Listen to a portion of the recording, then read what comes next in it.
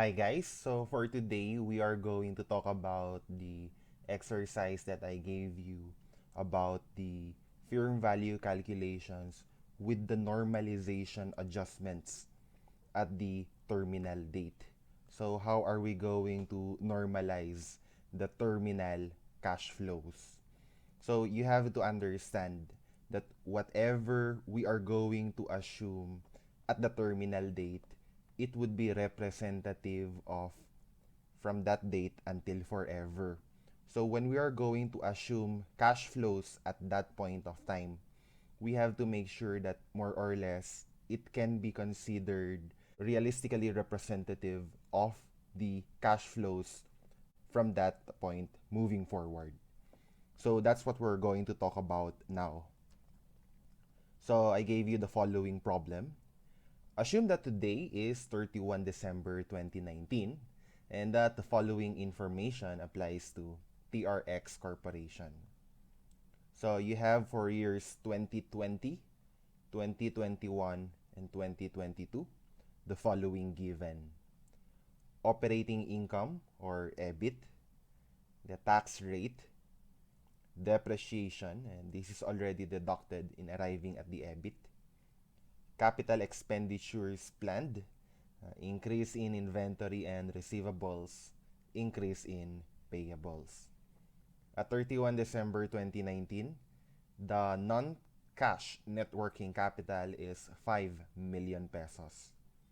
After year 2022, the cash flows are expected to grow annually at a constant rate of 3%. The weighted average cost of capital of the firm is 12%. We are to calculate the firm value. Now, normally speaking, when we are going to calculate the terminal value, we just take the free cash flows expected for that year, then we ignore the details and we let it grow for 1 year to make it the free cash flows the year after the terminal year, and then divide it by the weighted average cost of capital minus G. However, there is a danger that the cash flow that we projected by doing as simplistic as that will not be representative of the future cash flows. It will become apparent later on as we are going to solve this case. Okay, what are we going to do first?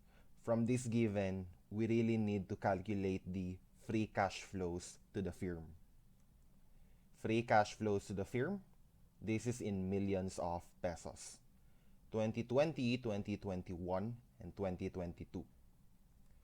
The earnings before interest and taxes, we're going to tax this at 30%. 20 times 1 minus 30%. 30 times 1 minus 30%. 45 times 1 minus 30%. Now, in order to arrive at the free cash flows, the following adjustments will need to be made. We have to add back depreciation and amortization expenses because they are expenses deducted in arriving at the EBIT times 1 minus T. However, they do not involve cash outflow. As a result, it would be appropriate to add them back. Now, there are also other items that are not reflected in income but would involve cash outflow. I'm talking about capital expenditure.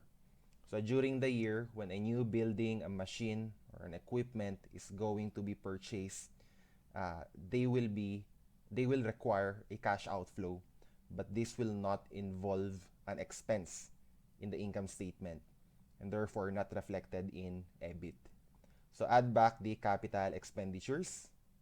So the depreciation and amortization expenses for 2020, 2021, and 2022, that's 589. They are to be added back. While for capital expenditures, that's minus 3, minus 1, and minus 4 respectively. Now, do not forget that any increases in the non-cash net working capital would involve a cash outflow. Basically, we're going to tie up cash to some use. We're going to keep it in inventory, in receivables.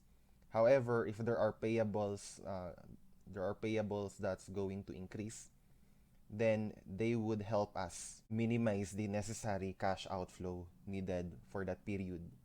So that would be minus 6 minus 2 for 2020, minus 3 minus 1 for 2021, minus 4 minus 1 for 2022. This will give us the free cash flows to the firm. That's 12, 26, and 33.5 respectively for the 3 years mentioned. Now, in addition to the free cash flows to the firm, we also need to know the working capital balance by the end of year 2022. Accordingly, the working capital balance as of 31 December 2019 is 5. We just effect the increases in net working capital through the 3 years. Plus 6 minus 2, plus 3 minus 1, plus 4 minus 1. This would give us a net working capital of 14. At the end of 2022, net working capital is expected to be 14 million pesos. We are going to need this. Now, in arriving at the terminal value, we really need the free cash flows to the firm the year after the terminal value.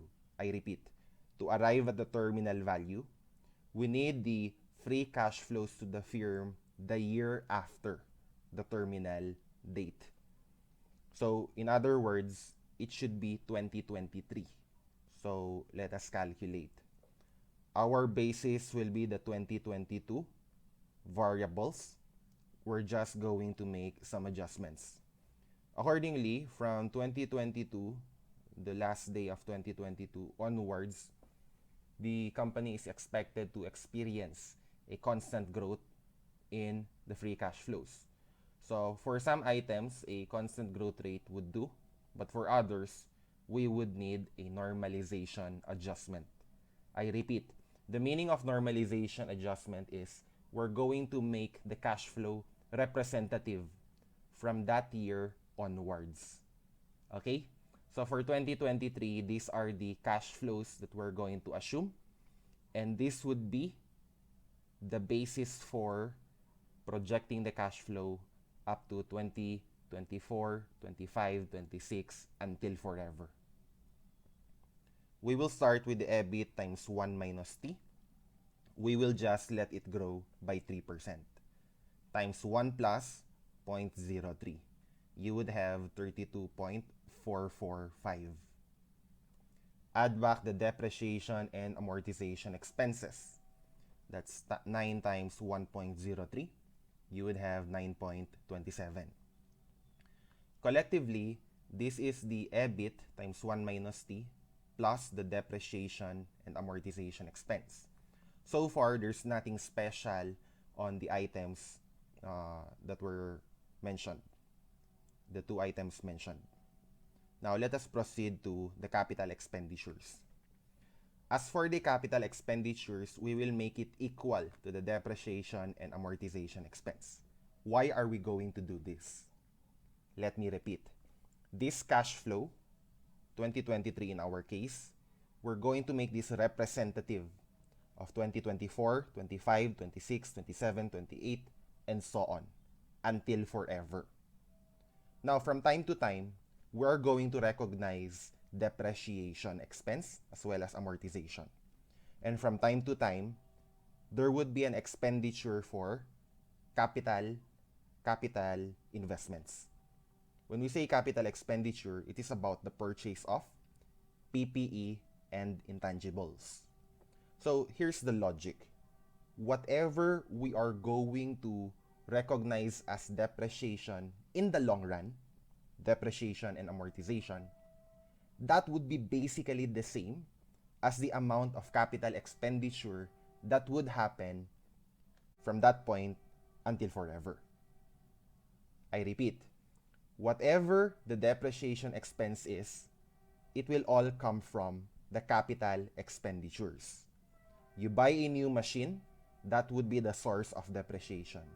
You purchase a new patent, that would be the source of amortization. So if we're going to make 2023 cash flow representative of the cash flows until forever, we have to assume that whatever capital expenditures that will come in the future, it would be basically the same as the depreciation and amortization expense. Now, if we're going to assume an increase in net working capital, it would not be wise to let the increase in 2022 be the basis. So, by the way, the increase in net working capital was 4 minus 1 in 2022. So, in 2023, we're not supposed to just let it grow. We have to understand that the reason why we need net working capital is because the generation of cash flows would require us to invest in inventory and receivables. And if there are payables, our cash investment requirements for inventory can be reduced. Okay? So, in that being the case, we will look at the net working capital as of 2022 last day. It is 14 million pesos. If the EBITDA, and you tax it, will grow by 3% every year, the need for working capital would more or less grow by 3% every year as well. From 2023 moving forward, the increase in net working capital would be presumed to be 3% of whatever the working capital balance is. So that's what we're going to do. 14 million pesos times 3%, that would be 0.42. That's negative 0.42 million. The normalized free cash flows to the firm for 2023, 32.025 million. Again, the free cash flows normalized for 2023, 32.025 million. Why did we normalize it? To make it representative for all cash flows from that year moving forward until forever. Why are we going to do that? Because this cash flow will be the basis in arriving at the terminal value. And what does the terminal value capture? The terminal value captures the cash flows on the constant growth phase, which is from the terminal date until forever. So it is just right that it should be representative of all cash flows. So given such, we may now calculate the terminal value first, or the horizon value. Afterwards, we're going to take the firm value as of today, and today is 31 December 2019 in this problem.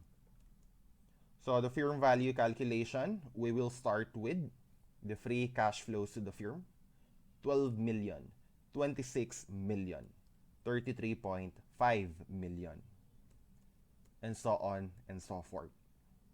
Terminal value as of year 3 being 2022, we will use the 2023 free cash flows. That is year 4. The normalized year 4 or 2023 cash flows, 32.025 million. Divide this by WACC minus G, 12% minus 3%. 32.025 million divided by 0.09. The value of the firm as of year 3, that's 2022, 355.83 million pesos. I repeat, 355.83 million pesos.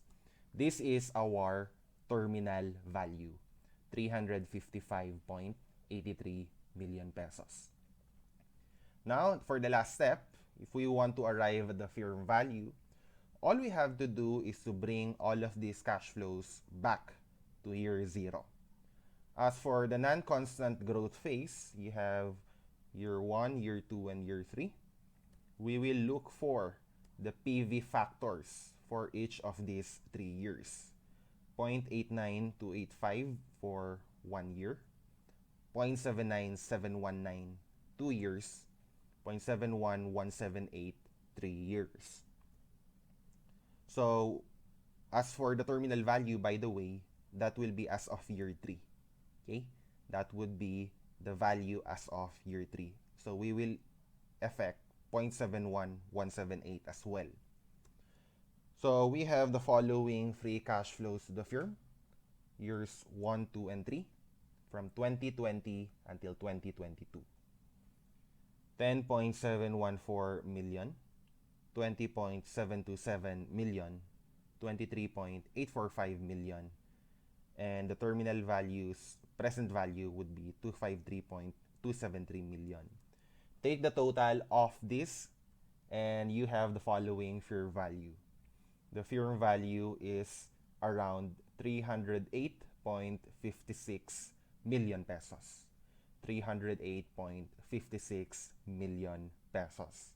And that is how we would calculate the firm value with cash flows normalized for the terminal value calculation. Okay, that would be it. So as usual, I would appreciate it if you like this video, share this with your friends, your batchmates, your classmates, and subscribe to my channel. Like, share, and subscribe.